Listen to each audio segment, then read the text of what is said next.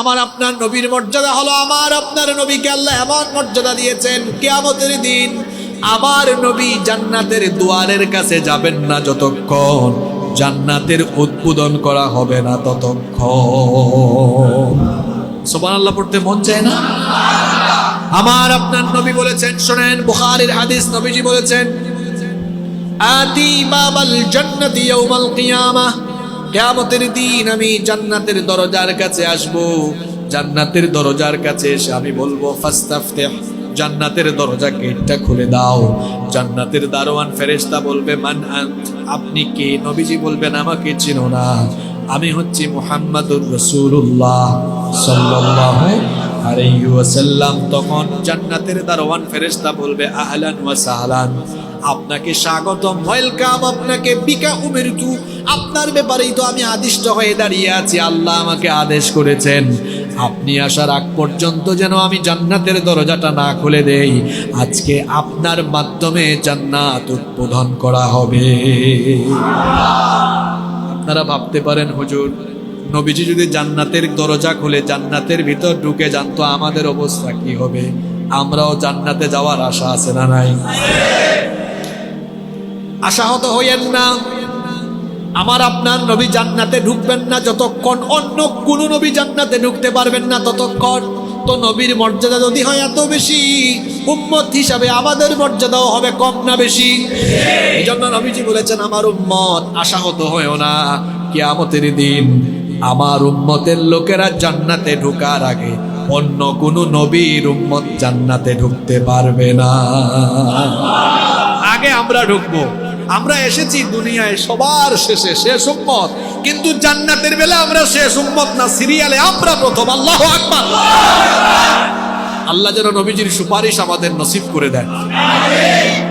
আমার আপনার নবী তো জান্নাতে যাবেন না ততক্ষণ একজন গুনাহগার উম্মত জাহান্নামে পূর্বে যতক্ষণ। সুবহানাল্লাহ পড়ুন।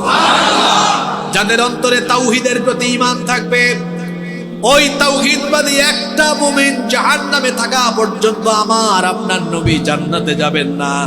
আহারে কি দয়ার নবী, কি মায়ার নবী! আমাদেরকে ছেড়ে চলে গেলেও এখনো রওজা শরীফের মধ্যে নবীজি আমাদের মায়ায় কাঁদেন কি কাঁদেন না? কিয়ামতের দিনও আমাদের জন্য কাঁদবেন। আপনারা বলবেন, হুজুর কেমনে কাঁদবেন? আদম থেকে নিয়ে ঈসা আলাইহিস সালাম পর্যন্ত সেই দিন কিয়ামতের মাঠে সকল নবী যখন বলবেন নফসি নফসি, সেই দিনও আমার নবী নফসি নফসি না বলে বলবেন উম্মতি উম্মতি। সেদিনও বলবেন, নবীজি বলেছেন, আমি যখন কবর থেকে উঠবো, কবর থেকে উঠেই সবার আগে তো নবীজি উঠবেন, উঠেই বলবেন, জিবরিল আইনা উম্মতি, আমার উম্মত কোথায় আছে বলো। সুবহানাল্লাহ। কবর থেকেই উঠে আগে উম্মতের খবর। এরকম দয়া মায়া আমাদের প্রতি যান, তিনি আমাদের নবী মুহাম্মাদুর রাসূলুল্লাহ সাল্লাল্লাহু আলাইহি ওয়াসাল্লাম। নাম্বার 6 নাম্বার হলো, আমার আপনার নবীকে আল্লাহ এমন এক চরিত্র দিলেন, যেই চরিত্রের সার্টিফিকেট আল্লাহ নিজেই দিলেন।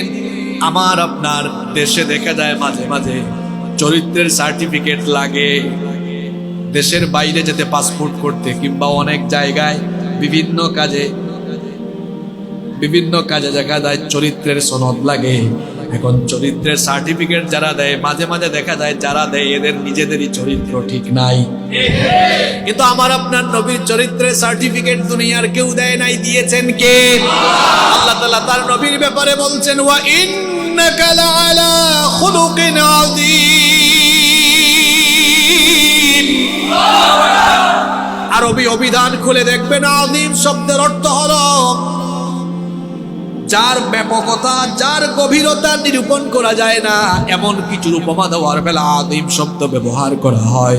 আল্লাহ তার নবীর চরিত্র বর্ণনা আযীম শব্দ ব্যবহার করেছেন। এর মানে হলো আমার নবীর চরিত্র এত মাধুর্যময়, এত সুন্দর, এই চরিত্র নিয়ে গবেষণা করলে এর গভীরতা, প্রশস্ততা, ব্যাপকতা এত বেশি, গবেষণা করলেও এর গভীরতা কখনো নিরূপণ করা যাবে না। মানুষের জীবনের সকল সেক্টরের জন্য নবীজিকে আদর্শ বানিয়েছেন কে? নাম্বার 7 নাম্বার হলো, নবীজিকে ভালোবাসা, এটাই হলো ঈমান। নবীজিকে ভালোবাসা এটা হলো ঈমান, অনুসরণ হলো পরে। ভালোবাসাটা হলো আগে। এজন্য আল্লাহ তাআলা বলেছেন, আন-নাবিয়্যু আওলা বিল মুমিনিনা মিন আনফুসিহিম। মুমিনরা তাদের নিজের জীবনের চাইতে যাকে বেশি ভালোবাসবে তিনি হচ্ছেন নবী। আবার নবীজি বলেছেন, লা ইউমিনু আহাদুকুম হাত্তা আকুনা আহাব্বা ইলাইহি মিন ওয়ালিদিহি ওয়া ওয়ালাদিহি ওয়ান নাসি আজমাইন।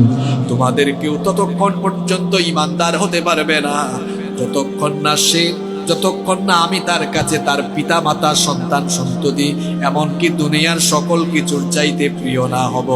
আমাদের কাছে সবার সবচাইতে প্রিয় এবং সবচাইতে ভালোবাসার ব্যক্তি যিনি, তিনি হচ্ছেন মুহাম্মদুর রাসূলুল্লাহ সাল্লাল্লাহু। রাসূল আমার ভালোবাসা, রাসূল আমার আলো আশা, রাসূল আমার প্রেম বিরহের মূল আলোচনা, রাসূল আমার কাজে কর্মে অনুপ্রেরণা। যখন দারুণ দুঃখ নামে আমার জীবন জুড়ে, বিপদ আপদ মুসিবতে মরি পুরে পুরে, তখন তোমার বদর জুড়ায় যন্ত্রণা, রাসূল আমার কাজে কর্মে অনুপ্রেরণা।